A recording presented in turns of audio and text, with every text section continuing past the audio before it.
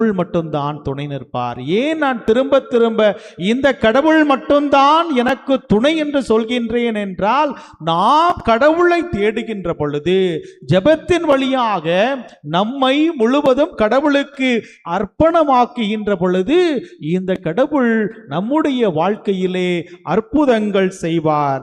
1 Samuel புத்தகம் 1ஆம் அதிகாரம் 15வது வசனத்தில் பார்த்தீங்கன்னா, நான் உள்ளம் நொந்த ஒரு பெண், நான் எந்த திராட்சை ரசத்தையோ வேறு எந்த மதுவையோ குடிக்கவில்லை என்று அவள் நியாயத்தோடு, நேர்மையோடு, விசுவாசத்தோடு, நம்பிக்கையோடு ஏலிக்கு பதில் சொல்வதை பார்க்கின்றோம்.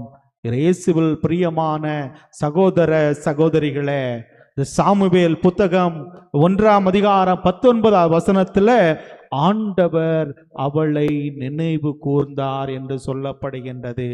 திரும்ப திரும்ப விசுவாசத்தை இழக்காமல், நம்பிக்கையை நாம் விடாமல், கடவுளே தஞ்சம், அவர்தான் எனக்கு எல்லாம் என்று நினைத்து நாம் தேடி வருகின்ற பொழுது, கடவுள் நம்முடைய வாழ்க்கையில் இருக்கின்ற வேதனைகள், சோதனைகள், நோக்காடுகள், வலி வருத்தங்கள் எல்லாவற்றையும் தூக்கி எறிந்து நம்முடைய வாழ்க்கை நலமாக வாழ்வதற்கு